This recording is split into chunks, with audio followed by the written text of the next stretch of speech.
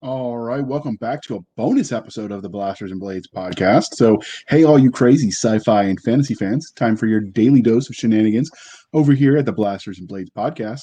Just three nerdy veterans geeking out over our science fiction passions and fantastical fantasies, a place where magic is king, the sky is the limit, and space is the place.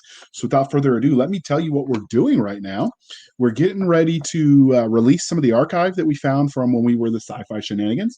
We're going to get those up there for the posts that were brought down. We thought you might enjoy them, and so without further ado, let us roll that beautiful. Oh wait, they're going to sue me. Play it.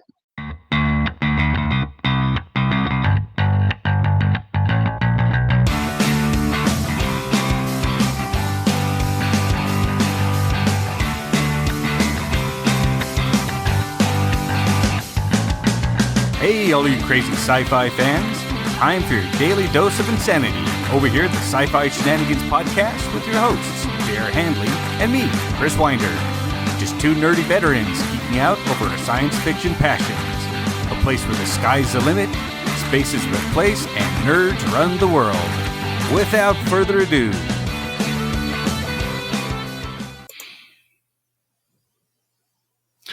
all right, thank you for coming back to listen to us again. Today we have a special guest for you. Richard Fox is a winner. Yay! And please forgive Chris's voice. He's getting over a cold. Yeah. That's what happens when you work for the school system. Those little germ factories make you sick. Oh, they do. But so today for our guest, we have Richard Fox, who is the winner of the 2017 Dragon Award for Best Military Science Fiction or Fantasy Novel. He's the author of the Ember Saga, a military science fiction and space opera series, the best combination ever, and other novels in the military history, thriller, and space opera genres. And I'm probably the only person that wants him to write more of those military histories, but hey. He lives in the fabulous Las Vegas with his incredible wife and three boys, amazing children, bent on anarchy. Are there any children out there that aren't bent on anarchy? I don't think so. No, I'm pretty sure they're all for it. Yeah. So he graduated from the United States Military Academy at West Point, much to his surprise, and spent 10 years on active duty in the United States Army. He deployed on 2 combat tours to Iraq and received the Combat Action Badge, the Bronze Star, and the Presidential Unit Citation. And he's a pretty friendly guy, so if you want to chat with him on Facebook, his stuff will be in the show notes, and he's very active on his author page. So normally we follow that through with how we met Richard, because it helps sort of humanize him and put a face to a name, as it were. Although we've both agreed that we all have faces for radio, which is why we're doing it this way. So I actually first met or found Richard's books when I was in negotiations with Podium for my audiobooks, and they said, hey, you write military science fiction and you're a veteran. We do other people like that, and here's Richard's books. And so they gave me the first 2 Ember War books, the publisher's pack, to listen to what they could do. And I listened, and they were horrible drug dealers because I got hooked. So the next day, before I knew about Audible subscriptions, I bought all of them. And my wife got the huge bill, and she's like, what the heck are you doing? And then I was talking to Josh about it because I had recently found the KSM, the Keystroke Medium, and he's like, you can get an Audible membership. I'm like, don't. So, yes, I slept on the couch for 2 days because of you. I know you feel no guilt, but I just want you to know that. And I promise to spend that money foolishly. Outstanding.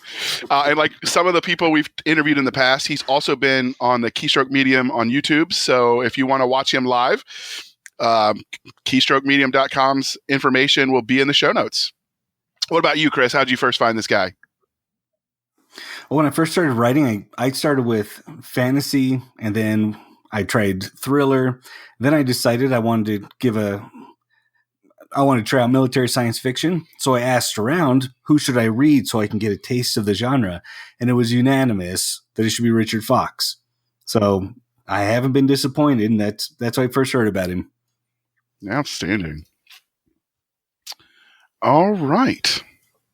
So the first question, Richard, what do you love about science fiction as a genre? What I love about science fiction is it can be any story you want. And Isaac Asimov said that science fiction can be a mask as you put on any kind of story. Romance, you can have a science fiction romance. You want to do some sort of deep study into the human soul, science fiction, perfect for it. Let's say, is this person, what is it to be alive? Okay, let's have an AI story about what it is to be alive. And that's what's great about science fiction is it's anything you want it to be. There's no real limits on it, and the definition of the genre is wide enough that you can just get whatever story in that you want there. So it's a great place to just let your imagination go.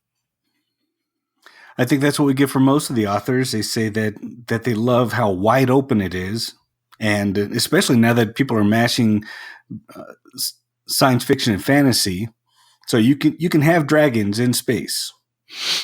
Entirely possible. Why not? Yeah, why not? I mean who's to say we haven't been everywhere in space? So they did that in Pern. They had the dragons in space. Now, I used to, when people ask me what the best part of being a historian, because I got my master's degree in colonial American history, and I used to say that, all the math was done for me, and nobody could disagree with me because they were all dead. Although other people that study the genre can disagree, I mean, that study history can disagree with me. But since science fiction is generally speaking written to the future, zero people could disagree because how do they know? So that is a beautiful thing about science fiction. What's your earliest memory of science fiction? Was it a TV show or a game? Oh, no. It was 1979. I was about a year old, and I remember my mother carrying me in to see Star Wars. I sat there gripping the seat in front of me, watching TIE Fighters battle X-Wings, and it was all downhill from there. So after that, it was nothing but Darth Vader this, Luke Skywalker that, the Force this, and it was just Star Wars up until this last movie. And no. so it was the earliest memory was Star Wars. And then when I bet, back in the 90s when $5 could get you something, I had a $5 a week allowance. And all I would spend my allowance on was new Star Wars books, new Star Trek books. Yes. And I would just devour those on a weekly basis. Normally we would ask people, what their religion is, because we go into uncharted territory, Star Wars, Star Trek, brown coats. But you answered it for us, and you answered it correctly. So you get to stay. Yay! So is that the real reason you went to West Point and you wanted to be join the evil empire? You want to be a stormtrooper? What what I wanted to do was to pilot a Veritech from Robotech.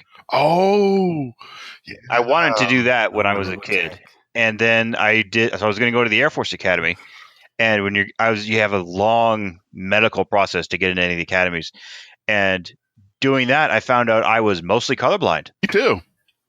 Yeah, and so the only test I could pass was this red or green? Red. Is this red or green? Green. Okay. And for the Air Force, if you have color vision like that, and you try to fly a plane, you'll die. I could have gone to the Air Force Academy, but so I decided if I can't fly the planes, I'll jump out of them. Smart. And this is kind of logic decisions you make when you're 18 and don't know anything. So I went to West Point instead, thinking I'll just go be Army Ranger, and so yeah, it makes sense. All right, I'm tracking the logic. So I've got a personal question for Richard. Shoot. And don't worry, we'll only share it with their tens and tens of listeners. Have you ever tried to use the Force? Yeah, when I was a kid, sure. And okay, good. I'm not alone. That BMW, I think it was a BMW halftime commercial where the little kid dressed as Vader and they were doing the auto start thing on the car. Oh, you remember that? I've drawn a blank on. Oh, yeah. Yeah. If that technology had been around, my parents would have done that to me too because I tried. So I got a two-part question. How early did you start writing and just feeding that seed? And then how did you transition from your love of science fiction to actually doing this professional? The first thing I ever wrote was kind of a skit for my high school anti-drug week that they had. I realized this was going to get shown to the entire school, and I put in. I had military humor even back then. Just I was knocking on the Coast Guard at the time, and as you do, so it was right. Yeah. Oh yeah. They're open for it, and so the first thing I wrote was those plays, and then I went to college, and I was involved in the Theater Arts Guild, which is just as cool as it sounds, and I did. I wrote a couple little parts for plays here and there, and that was fun. And later on, I was, I just come back from my first deployment in Iraq, and I was sitting with my brother watching a History Channel show about World War I, and he looks at me and says, there's never been a movie about the Red Baron. And I said, you're right. We should write that. And it turns out there had been one movie about the Red Baron. So I started off writing a screenplay about the Red Baron, taught myself everything about writing screenplays, etc. And quickly learned you can't make money writing screenplays. And so, and then years later, I was at work. I was how to put this, not exactly engaged at this job, just because of the nature of it. So, and I realized that this job was going to go away just because of how the contracts work. And so I just decided, well, I can write something. I'd come across Joe Conrad's blog about being an indie author and how it was actually now viable. I was like, oh, this could work. All right, fine. I've written a screenplay before. Novels should be no problem. And so I thought, my logic at the time was, well, I've been a military intelligence person for so long, I should write military thrillers just like Tom Clancy. So I wrote military thrillers, and the thrillers I wrote were so close to reality just because of, I've been downrange twice that, and I didn't market them. And anyway, first couple books did not sell. And then I was fortunate enough to be friends with Russell Blake, and I was complaining to him one day, and he said, well, have you tried a different genre? And then the light bulb goes off. And then I suddenly remembered that I love Star Wars since I could barely walk, and have read hundreds, if not thousands, of science fiction and space opera novels. I was like, oh, why don't I write a science fiction space opera novel? And then I got the Ember War, which did very well when it first came out, and has continued to do well ever since. So I kind of really wish someone had prompted me to write space opera before I wrote those other books. But here I am. It works out. Yeah, it sure did, didn't it? Yeah. Well, the also thing is you learned probably a lot about the writing part of it doing the first couple books. So maybe it's better that, your first breakout book was not your first book, because you were probably a better writer at that point. One would hope, after so much more experience. Yeah. So sure.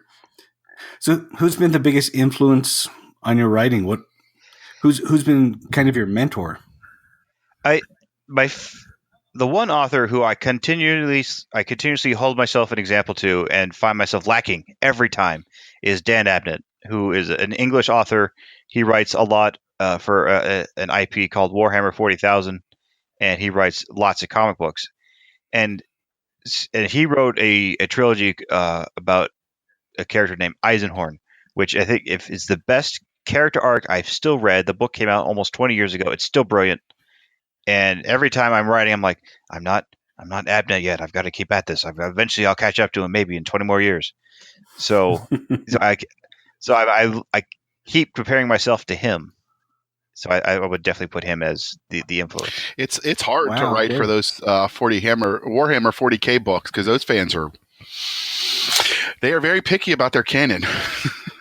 Oh yeah, they know the canon better than anyone, and if you mess it up, they'll let you know. I've talked to a guy at a con he's written Star Trek, Star Wars novels. He's written Warhammer, and then his own fantasy stuff. And I asked him which IP was the hardest to write in, and he said by far the Warhammer stuff, because they're so fanatical. Like even just the shade of color on the pauldron on their armor, and you'll get tons of hate mail. Oh yeah, you have to get that right. It's right. The codex is there. You can go to the page and tell you, no, if that Blood Angel should have a gold border around his pauldron, and you got that mixed up on they'll tell you. Although, while I laugh at that, because I'm not the type of reader that gets that judicial about that kind of stuff as far as canon goes. That's just not how I read. You definitely can respect anyone that can create a universe that generates that level of fandom. I mean, it's impressive. So, but I always wonder what it's going to be like when I'm sitting at a con somewhere and someone comes dressed up as one of my characters. And I'm especially afraid that I'm not going to remember which character that is. Well, I tell you what, someday I'm going to be in a trivia contest with my fans about my own works, and I'm going to lose horribly. I can tell. Because I think there's a lot of people, when you write to get the story out of your head, people read to get the story in your head. And after, then that's always the least favorite part of my editing process is when it's a trivia contest against myself. I go back and like, well, all right, what was the name of the ship from book 4 that did the one thing? And I thought, well, why don't I just go online and ask my readers, and then they're going to be like, don't you know this? I'm like, no, I have to Control F the heck out of that one book and figure out the answer. I spent days looking for that kind of information when I first started my last series because I was on the last book and I'm like, well, crap, what did I do here? So, and then I found out after all of that, I was reading the wrong book looking for it. Oh yeah, I've never done that. So, has anybody actually cosplayed your stuff yet? Not to my knowledge. Not to my knowledge. So that was one of the things Chris and I were talking once about what we thought, how we'd know we'd made it. And that was one of our things is someone asks you for an autograph, someone cosplays your stuff or starts a fan club. Those were 3 on our list. So I have had some people put one of my ships into video games. There's the Dreadnought game and someone put the Brightonfeld in there. And I was like, okay, yeah, that's a step forward. Yeah, good. Yeah. Take what you can get. So, Richard has written many series. So we wanted to give you a short little list. Well, it's not a short list because he's written a lot, but so you familiar with, you can be familiar with his stuff. He's written the Ember Wars Saga, the Terran Armored Core series, which is in the same universe, the Terra Nova Chronicles with Joss Hayes, which is also in the Ember Wars universe. He's written the Terran Strike Marines, also in the same universe. He has written the Exiled Fleet, which I believe is in a separate universe, correct, Richard? Separate. Okay. That's correct. Separate. He's written the Eric Ritter Spy Thrillers series, the standalone Red Baron novel, and the Queen of Sidonia, which is also a standalone novel. And while those are all amazing books, we're going to focus on the one that launched them all. So we're going to talk today, and his questions are going to be answered towards the Ember War series. So if the other series pique your interest and you want us to have him back to talk about those too, shoot us an email. We'll have our contact in the stuff below in the show notes. So how did you come up with the idea for the premise of the Ember Wars? Were you smoking the good stuff, playing on a Ouija board? Did Chris or Nick Cole get you to overindulge in donuts? What's the secret to this one? Oh, I wish it was donuts. No, what it was is, I had the mindset, okay, I need to write a military sci-fi sort of series.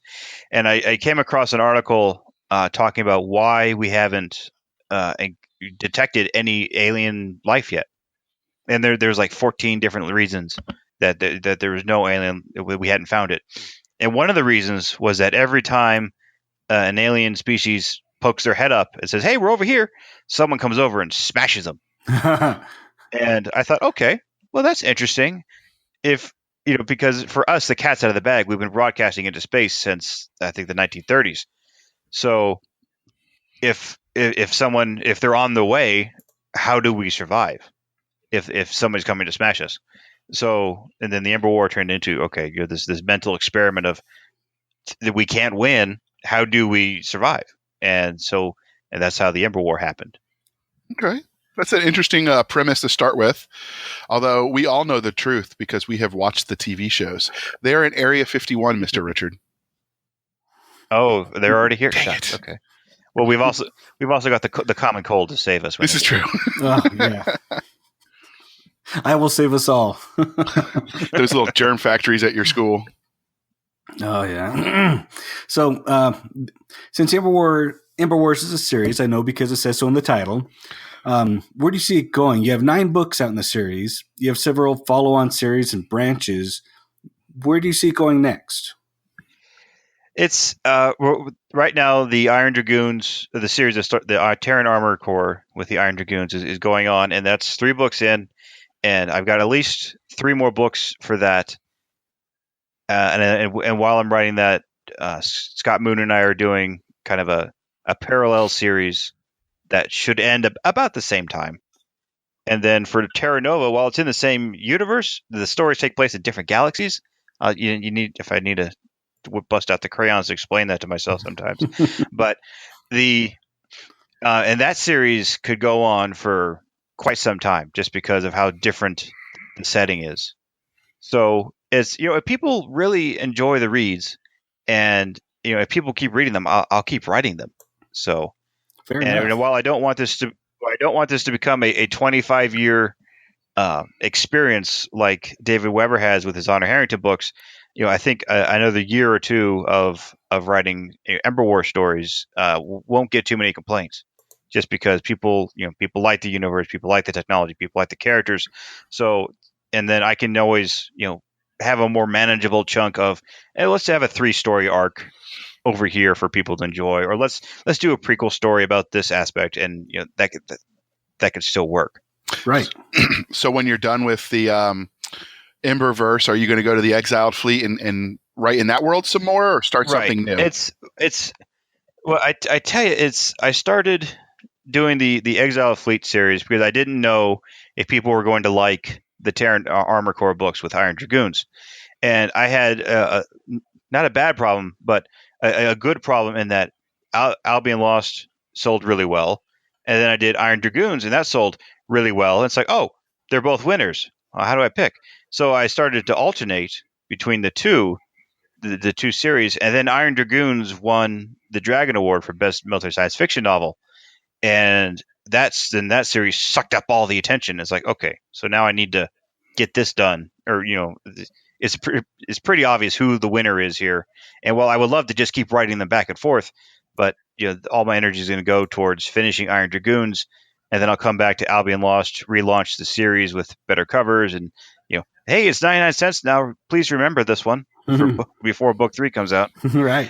So it's so the Albion Lost is it's different tech, different kind of enemy, and it's very. I love the bad guys in it are excellent, and that series is probably going to be 7 to 9 books, and I wish there was like 4 of me who could write all these books right now, but there's just the one.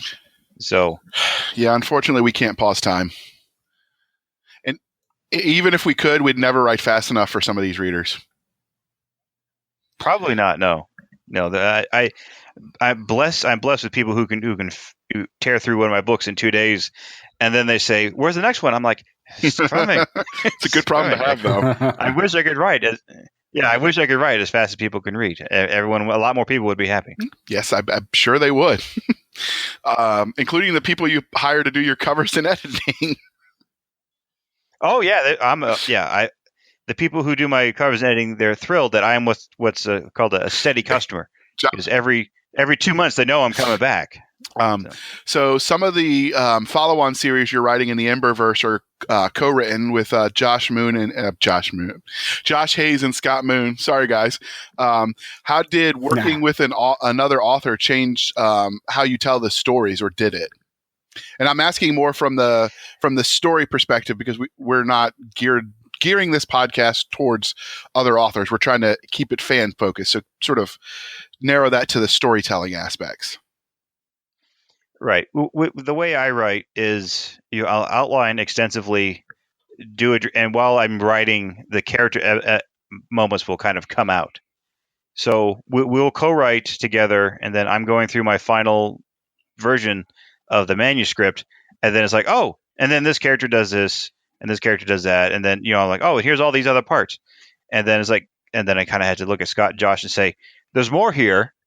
Keep this in mind for the next book. I'm sure it's very frustrating for them, and I'm sure I'm a terrible co-author to work with sometimes, just because it's not like I will ever go back and say, nah, those 20,000 words got to go. It's more, this is that aspect I didn't realize was there, and now we got to put that story aspect in chapter 4, 5, and 7. So has the story gone places that you hadn't thought it would, because you've got another mind playing in the universe, coming up with ideas?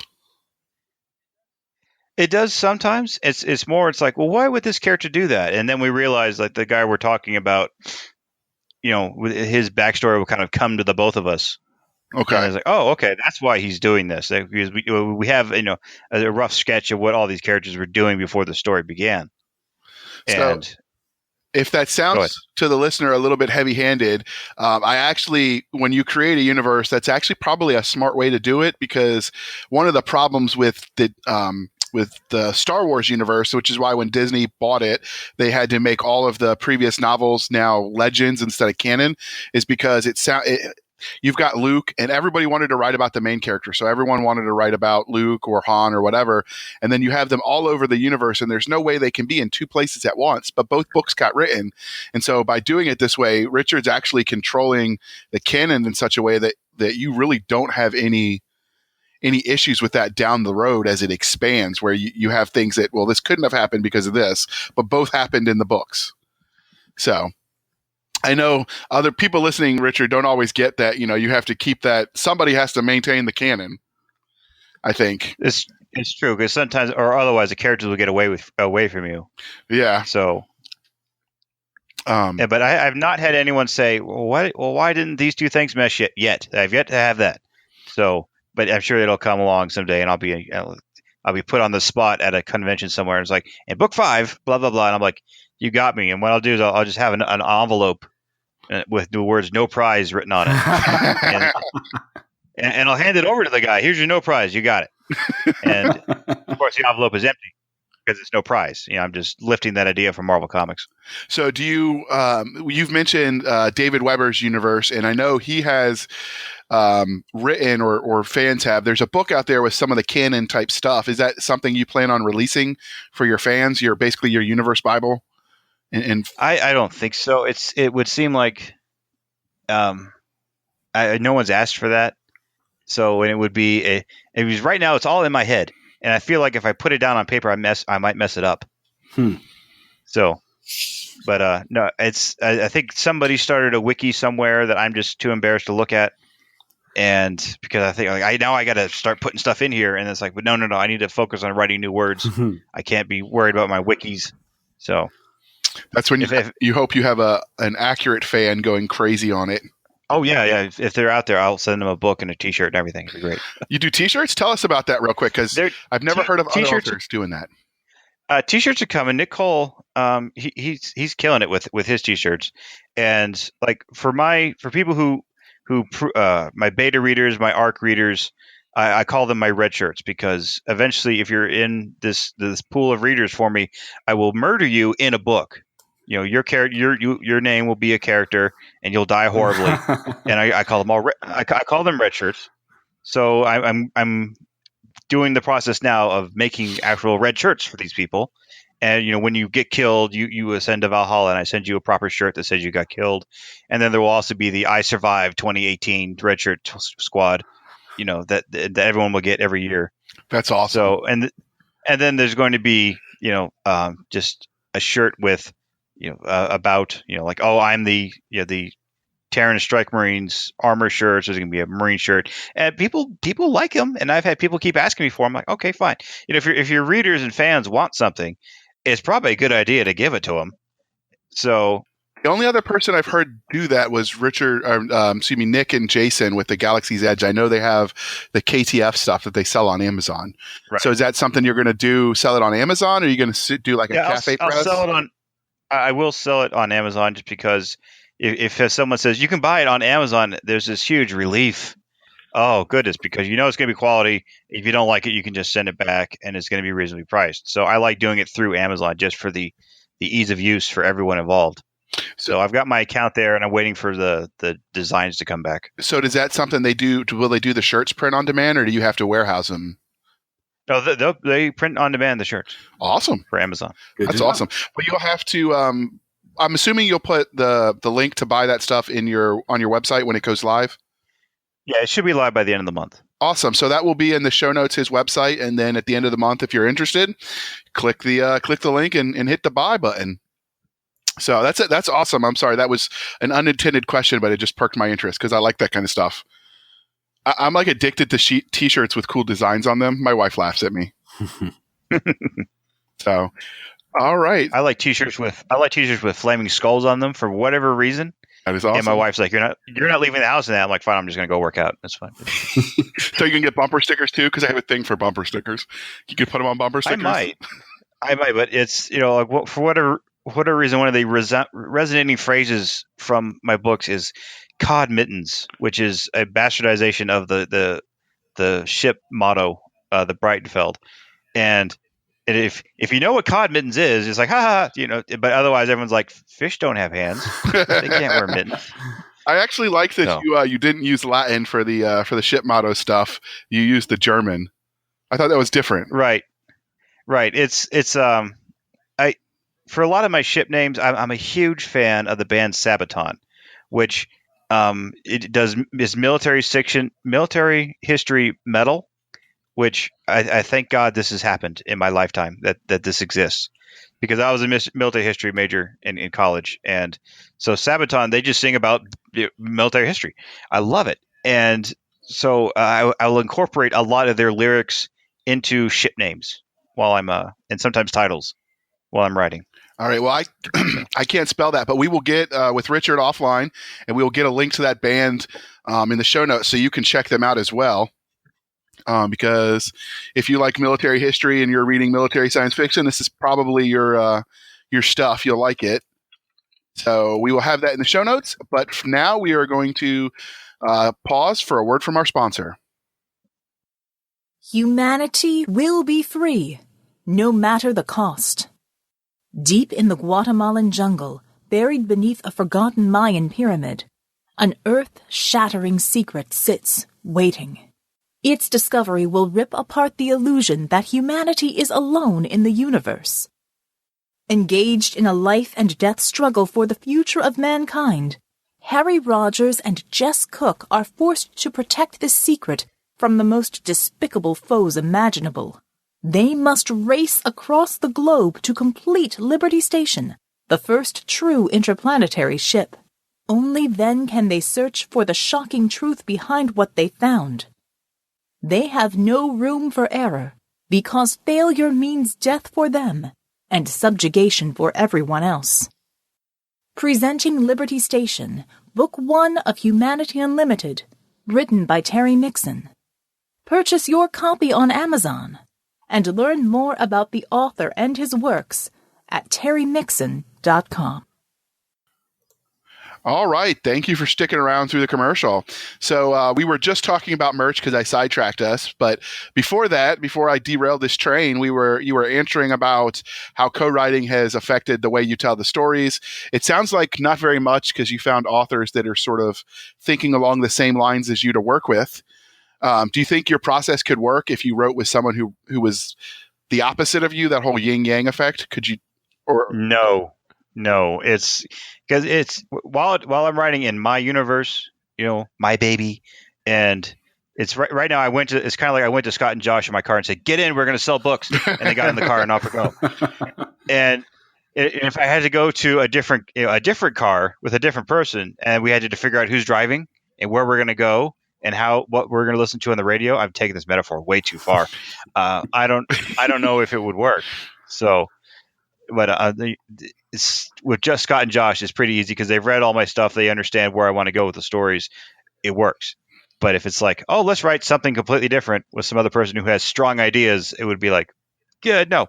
So now, did you intentionally pick them? Because, Josh Hayes we've interviewed him before, so that's episode 2 if you want to listen, was an Air Force veteran, and Scott Moon, who we've been bugging, trying to get him to say yes and come on, is a SWAT team officer. So they have that sort of military or paramilitary training.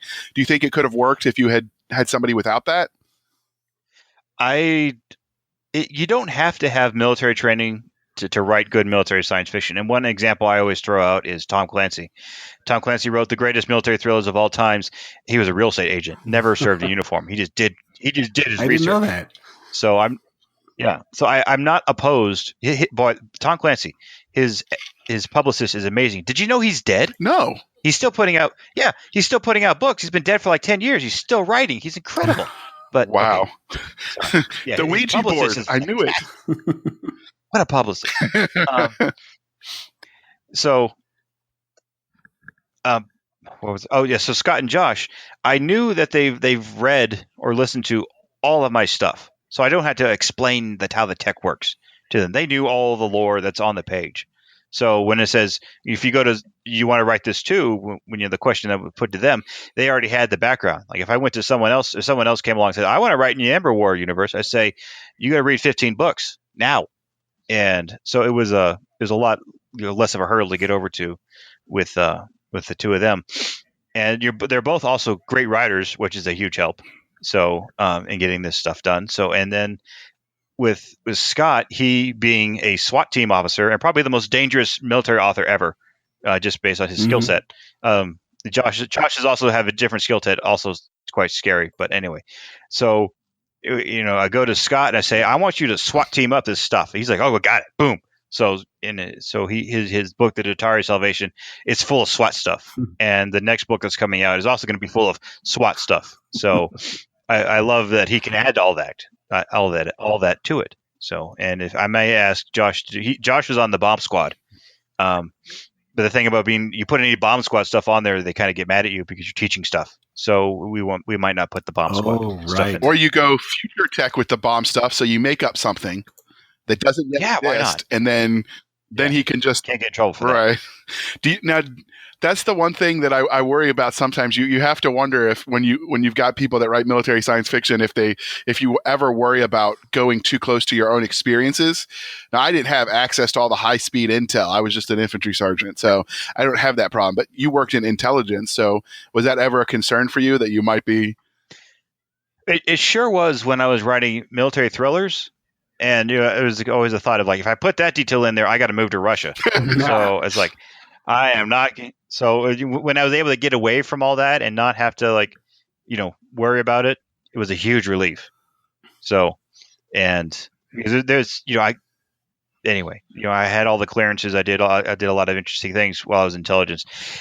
And you can't put that in there because they'll come get your royalties and put you in jail, and or you move to Russia. So none of those options are good. No, it's cold in Russia. So The last question about the writing stuff. So is there anything that the co-writing has taught you about your own writing, storytelling techniques that you use? Again, we're asking more from the what the fans would be interested as opposed to other authors. It drives home that I'm the kind of writer who character moments happen during writing versus I know my plot when I sit down to write, and then all of a sudden this character will show up and say, hey, I'm doing this. It's like, oh, well, that fits, okay, go ahead. And then that works into the book. So that's but having co-authors, that really shows up, because I'll tell Scott or Josh, hey, so and so they're going to have a conversation with their dead mother here. Don't ask why. It just happens. So that kind of thing happens. So besides having to be careful about what you write about, how else have you tapped into or shied away from your military experience? Well, I did 30 months in Iraq, and that gave me a real good sense of how the average soldier is during wartime. And if you haven't been downrange, it just sucks all the time, and everything just sucks. And so if you put that into a book, people don't like it because they read to escape what sucks. So I can still put that in that feeling of this is miserable in little bits and pieces, and have it really shine through of being authentic. And then some of the aspects of explosions and getting shot at, and here comes the cavalry, and those emotions of while you're downrange and all this stuff is happening. I've incorporated that into my writing, and I think it gives a good layer of authenticity that people can appreciate. Do you ever draw characters from, well, let's say they might resemble people that you met in the military? Oh, sure. There's one character in the Ember War. His name is Standish, and he's become a fan favorite. Love him. And I've had many people from multiple different militaries, different countries' militaries, say, I knew Standish. Because the Standish character, he's a borderline criminal, just not convicted yet, who, and every military unit has this, just the one guy who will can steal whatever you need for the good of everyone else, and sometimes just for himself. And who always, he knows everyone, and like, oh, you need this? Well, I'll get it for you, but, you got to give up this, that, and the other thing. So, the Standish, the borderline criminal character is very common in any military. And so I think a lot of people know him, and it's like, boy, we need, if you're downrange, like, we need some vodka here. Like, who's going to get us some vodka? Like, oh, well, that guy. And then you go to that guy, and he's like, oh, yeah, just put your money over there, and then in 2 days go open that box. That kind of guy. So this is the difference between the enlisted and the officer, because I know that sometimes stuff just falls off the back of a truck, and I mean you don't want it to go to waste. That would be criminal. Oh no, that'd be terrible. So, and it's never the supply people that can get you the good stuff. It's always people that don't work in supply. That always surprised me. Oh yeah, always. It's so when you read other people's science fiction, especially military science fiction, do you ever see things that people do that obviously they haven't researched that just makes you crazy? Most of the time, it's how officers and enlisted talk to each other. Now, in the far future, on the planet Krasnovia, the military may be different, and I can accept that when I'm reading. But when I read, I hear like an E4 mouth off to a captain. I grip my seat, and then I could just I'm just sure that every officer and NCO who's reading that book just their pucker factor just went up when that kind of thing happened. Because the instinct is to reach out and crush that soldier who just did that. But you can't do that because you're reading a book. Well, the answer I was going to say, which is what you just alluded to, is sometimes that kind of nonsense does happen. There are specialists and E4s or whatever that like being E1s again, but a lot of times that's preceded by some wall-to-wall counseling in the back with the sergeant who happens to be around correcting the situation. Yeah, and it's I do enjoy writing the NCO correcting the junior enlisted because that's always satisfying. So, and then a lot of other times is how, being in the military, the American Army, how officers, talk to each other and relate to each other. And then when I read, other books, it's like, what is this, high school? And it's, just being in the military for 10 years, I had this expectation of this is how people relate to each other. And then people who have not been in the military, they'll write their conflict, their interpersonal conflict the way they know it. So it's that's the greatest frustration when it comes to that. It's like this does not match what I remember, and I understand that's my biases, but still they're mine, and I like them. Yeah, one of the things I've heard you mention in another interview is that the other thing that you, how do I say this? The other thing that bugs you is that they always, they sort of rely too heavily on the tropes, and that sometimes they sort of glorify the troops as like they're all saints or they're all horrible people. So you want to elaborate on that here? Because well, sure, it's if in the military you're going to find all types. You're going to find your Captain America, great Americans, these people you tell your kids about how they should be like this person, and then you got your scumbags. And for the American, that's how it was in the American military. You've got both ends of the spectrum. So, and sometimes when you read a book, it's like everyone is pushed to one end, and no one is on the other end. It's kind of like so. I like to have both ends in there, except with my armor soldiers. They're all on one end of the spectrum.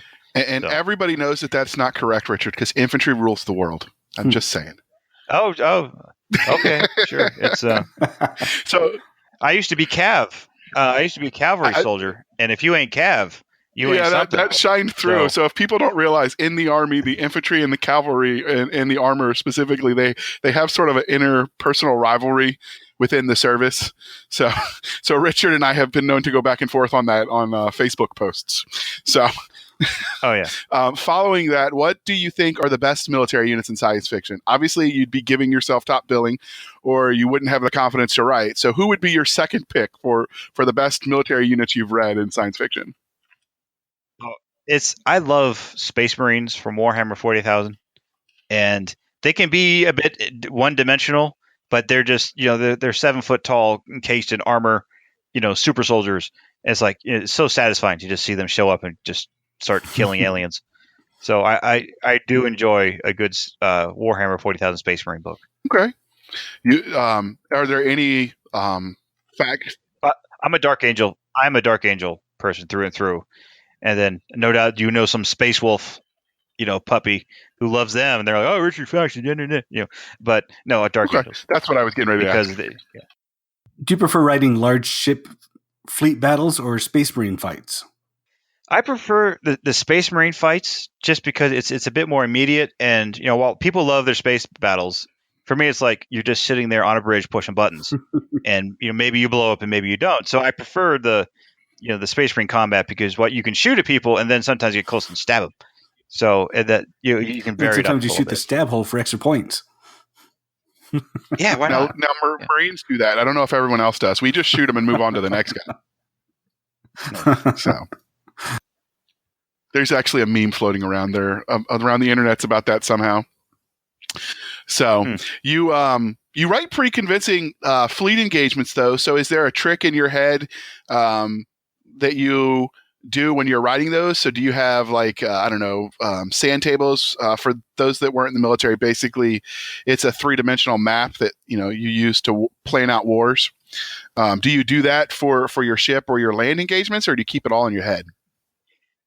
I keep it all in my head, and when it comes to the fleet engagements, there has to be some third aspect. There's the enemy fleet, the good guy fleet, and if you're just in D space, it's boring because you're just slugging it out. So I think what's the maneuver that people are doing against each other? So that's you're just keeping whatever. Like, is there an asteroid field? Is there a planet? Is there something that you can't shoot in the middle of it? So you had to add that third thing to keep the space fights interesting. Okay. For me.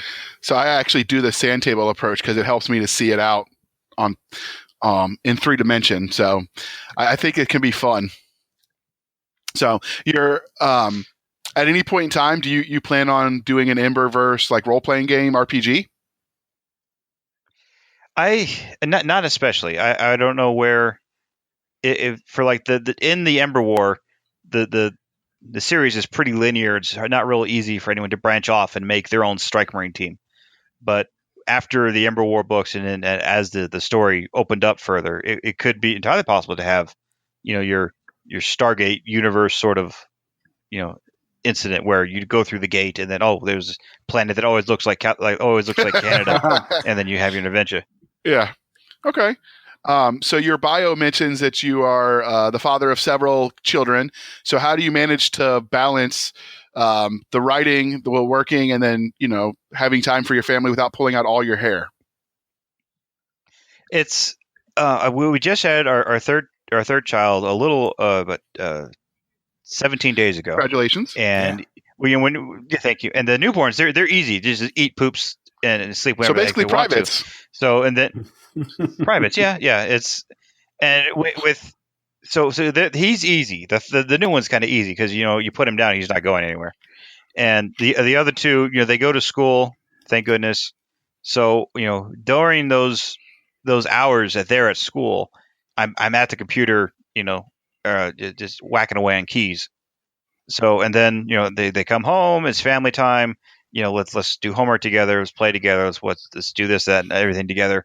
And then I get the kids to bed, and I can get back to the computer and do admin stuff. I can work on my Facebook ads. I can work on my answer email to people. So the less creative tasks just happen at night when the boys are asleep. Okay. So yeah, it's I work when I can work, and then I'm with the family when I can be with the family. Okay. So do your older kids, are they old enough that they're interested in talking about your stories with you? Not yet. They're mostly into watching Disney cartoons right now. So it's like I have my book about the Red Baron. I'm not going to hand it to my kid just yet because they come into my office and they grab my books and like, Daddy, there's no pictures. You're like, I know. The comic book's coming, son, and you can look at the comic book. Oh, is the comic book? Is there a graphic novel in the future? Yes, there is an Ember War graphic novel coming. It should be here this summer. I've already the scripts are done. The preliminary sketches are happening. So how comics get made is a learning experience for me. I'm mostly just like I'll just sit in the back and it'll let you know if you got something wrong. It's sort of thing with a script. So but it's a good learning experience for me right now. Getting into that other avenue of publishing. So no, but there will be Ember War comics coming out this summer. So who do you have going behind you? Because you've mentioned that you were colorblind, and I know I've had that problem commissioning covers as a colorblind person myself, where I'm like, I don't see some of the nuance. Is anybody going behind you, or are you just trusting the process? Well, I'm not. I don't approve. I don't approve the art or anything like that. So it's more. Okay. I'm just looking at the story, saying, no, you need to keep that detail in for this one book. This one issue, because it's going to be real important in issue 5. So Okay. Now, is this a separate story based in the universe, or is no, it going to be? It's the Ember War. It's going to be the Okay. whole Ember War saga. Will Okay. come out. Outstanding. So that sounds interesting, and you'll have to let us know when it comes out so we can all buy it. So what's that they say? Shut up and take my money already. But I'll send you a review copy if you like. Outstanding. So now finally, because we're running up on the hour, I have a question that I added just for you to our template. So your character Standish is extremely entertaining to listen to, at least as he's portrayed by your narrator. I think that's Luke Daniels. Is that your narrator? Right. Yes, Luke Daniels. Okay. How did you originally intend for the character to behave? Was he always intended to be how he was? Oh yeah, he was always going to be, the borderline criminal who with a heart of gold sort of character. And I kind of envisioned a young Steve Zahn, Okay. who's like the perpetual sidekick in a lot of movies. So I kept him in mind, and then the take that Luke Daniels did on him with the kind of I want to say Fonzie sort of aspect. Like, okay, yeah, that works. Yeah, because you hear Standish talking, it's Standish. So good job, Luke Daniels. I'm proud. That was I've enjoyed that character listening to him. And if you haven't listened to his Luke Daniels interview on the Keystroke Medium, I will list it in the show notes. But he actually does some funny bits with the Standish character where he sort of ad-libs some funny scenes that he just makes up with that character. Did you watch that interview? I did, and I did that, and then later on, Luke Daniels was doing a reading from one of the books, and he asked me to just like do some dialogue spot on between Standish and another character named Steuben. And I was like, oh gosh, perform on the spot, and I did something, and it was a joke that came through, and I think. It's a joke you don't realize while you're reading it, but when you say it out loud, everyone who's hearing it understands the joke. So it's a play on a name. So I think I might have embarrassed Luke Daniels when I did that, and I apologize if I did so. But anyway. All right. Well, enough shameless plugging. What are you reading in the genre? I have been reading Galaxy's Edge books recently for reasons that JR understands, and. Oh yeah, and so it's just I've been reading those books for a reason that we made perfectly clear pretty soon. Same with JR. You heard your interview with Nick Cole yesterday. As a military intelligence person, I'm like, we're just tell us, okay? Because everyone can figure it out. But we're not telling anyone yet. So. That's all Nick, and I got a funny message from Jason about that. Yeah, I'm like I can't control him. He's like a dog off the chain. But as a former intelligence person, I used to love people like Nick. We were like, oh yeah, just shh, just let him keep talking. So we'll find out everything. Loose lips sink ships. Yeah, they do. And sometimes they get you a tomahawk straight to your house. But anyway. So we're sorry for all of you who will soon be mourning the loss of Nick Cole. Moment of silence. So I've enjoyed them. What's your favorite Galaxy's Edge book at the moment that you're reading? Yeah, that first one was really good. Mostly because it's like I could get into the story. It's like, okay, Legionnaires, hostile world, on the run. Okay, great. There's tension everywhere. I love it. So that first one was really good. How far in? I've gotten through the third one, and there was some. Yeah, I got through the third one, and then after that, I was like, okay, I've got everything I need now for the thing. I'm not going to stay through the third book. So now I'm concentrating on that other one. So, and then Dan Abnett has a new Eisenhorn book coming out in 5 days. So I've only been waiting years for that, but. So when that new Eisenhorn Magos book comes out, I will be reading the heck out of that in 5 days. Okay. I will say that I love the covers they do for those Space Marine, for the Warhammer books. I don't know. So they're all, you could just, even if you didn't like the books, you could just drool over the visceral imagery on those covers. Mm-hmm. Yeah. If you haven't checked those book covers out, people, you need to mosey on over to Amazon and just, type in Warhammer 40K and just start looking at those images. My goodness. Yeah. Or go to blacklibrary.com. Blacklibrary.com. I'll put that in the show notes. Yep. Is that the Warhammer specific? That is. Yeah, the Warhammer, that IP has their own online store, which is probably why more people don't know about them, because they finally started putting Black Library books on Amazon for $15 a pop, which for readers it's like $15 for an ebook. What am I, Scrooge McDuck over here? So it's I think that's kind of hurting their exposure. Meanwhile, my stuff is available at $2.99 to $4.99 and free on KU. So it's easier for readers to get into me. It's like, well, I won't, at least I don't have to lose any money if I don't like his book. And I think most people enjoy the reads. They're like, oh, good, I don't have to pay for this, and read it and love it. So. One of the things I didn't understand about the traditional market as a reader, when I choose a book, when I can get two books that happen to be indie for the price of one traditional ebook, or I could buy that traditional book on hardback. It's a no-brainer, and I don't understand why you would price yourself out of the market like that. It just doesn't make any sense. No, their mistake is my game. Absolutely. So I look a lot more enticing, if a reader is looking like, do I want to start this series or that series? So the other final question that we ask before we wrap this up is, because we focus on the science fiction, so the science of science fiction, is there any scientific breakthroughs that you're following or excited by? Did you see where they launched a Tesla into space? Yes, I did. I watched it live. Holy moly.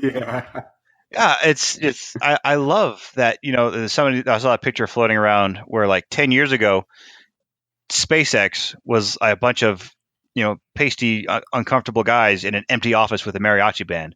And now they've got the most powerful rocket on Earth, and they're launching things into space and throwing Teslas at Mars. And it's like, and then making the rockets land and reusing them. It's like, whoa, I'm in the future. Finally, I'm in the future. And they had the one. Go ahead. Go ahead. I was just saying, they had the one of the rockets that landed on the drone ship out in the ocean too, which was amazing.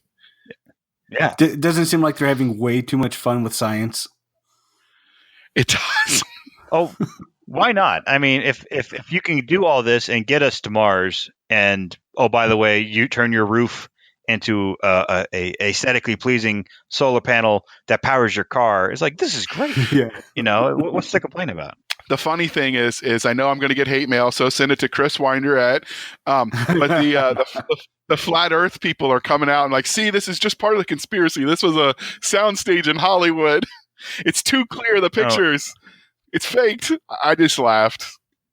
Flat Earthers are. Yeah. It was because in one of the pictures of the space, the Starman, which is, you can see a picture of him, because if you haven't looked, they've mounted the Tesla to the top of the rocket, and then they've got a mannequin essentially in one of their spacesuits, and in the rearview mirror you can see the curvature of Earth in the background, and so that just set them off about how it was all staged, and it was hilarious. I've read some of those science debates, if you want to call them that. So, what about you? Go ahead, Richard. I think it would be fun to write a story from an alien's perspective who finds the Tesla. Yes. Just in deep space, and they're just trying to make sense of what is this? This isn't a spacecraft. The engine doesn't work at all. You can just imagine these aliens trying to figure out what the hell just happened here. It's going to be racist who writes that first. Well, the other thing I thought was funny was, we both, Chris and I, are fans of the Dead Robot Society podcast, which is more geared towards other authors. But Paulie Cooley writes horror, and so he was talking back and forth, and I just keep thinking, what if they hid a body in the trunk? That's a murder that'll never get solved. Nice. So, yep. But I'm a sick and twisted person, I guess. So what about you, Chris? Is there anything you're watching? Yeah, I found this weird website, valuewalk.com. So I'm not 100% sure it's going to be peer reviewed. Probably not. But they have an article talking about a paper a German scientist wrote. The paper advocates destroying a message which may in the future be received from aliens. Basically, if it's from alien to Earth destroy. Don't open, don't look at it, don't do anything. They bring up a good point that anything that an alien might send us might be a doom virus, computer virus, or might be an AI that takes over the planet. And I figure if aliens wanted to destroy us, they wouldn't have to send a gigantic ship. They could just send a signal and hope we were curious enough to open it. So I just thought that was fascinating story fodder because you wouldn't really even have to explain where it came from. You would just have the effects and after effects. Did you see that movie Species from way back when? I did. I don't think I did. Yeah, it was aliens send a couple messages to Earth. The first one is like free power. The second one is something awesome. The third one is virus that kills you all. You know, like the aliens convince you, oh, these messages are great. They're here to help. And then the third message destroys your planet with a naked Natasha Henstridge somehow. But anyway, I did wonder about that, but I didn't complain. Yeah. So the normally this is where Chris would ask me, but his voice is a little hoarse, so I'm going to pretend he asked me what I'm following. And I found an article. It was on MSM.com. And it's basically the headline sort of says it all. A scientist has captured an impossible photo of a single atom. And it's just, I think it's cool because the tech that would be required to do that would also allow so many medical breakthroughs. If you can take pictures at that scale, could you imagine what the robotic surgery could do? Because right now they have robotic arms that do some fine surgery, but it's limited by the visual tech so the doctor can see what's happening. So if you can add the enhanced imaging, I mean, I could just imagine that technology being used across the board in all kinds of interesting ways I'm not smart enough to figure out. So I found the whole thing interesting. Now, the science article itself was a little bit, it broke it down a little less than user-friendly, I think, in parts. So I will try to find in the show notes one that keeps it a little simpler. But if not, read at your own discretion. But it had a picture, so even Army veterans could understand. True, but it wasn't written in crayon, so the Marines were sort of SOL. Oh, point to Handley. I'm going to give that one a hit. All right, thank you. Of course you would. So, he's not biased at all. No. So where can listeners find you, Richard? And again, all of his contact will be in the show notes. If you want to read my books, go to Amazon and type in Richard Fox, and you'll see the Ember War books and other novels come right up. If you are on Facebook, type in Richard Fox author, and you can come to my author page. Is always a party there, and you can get snippets from future books, pictures of the comic book that's coming in, and my thoughts on science fiction that I've seen. So outstanding. And we do plan on trying to twist his arm and find some incriminating evidence, so he'll say yes, because we do want to have him come back and talk about the exiled fleet. That does sound interesting, but we tried to keep today focused on just the Emberverse. So look for that sometime in the distant future, whenever he has a free day. And what about us, Chris? Where can they find us? Our website is www.sfshenanigans.com. Our Twitter is at SFS, that's Sierra Foxtrot Sierra _show. And our email is podcast@sfshenanigans.com. Thank you for spending some of your precious time with us. For Chris Winder, I'm J.R. Handley, and this was the Sci-Fi Shenanigans Podcast. We'll be back next week at the same time, where we'll indulge our love of space and all things that go boom.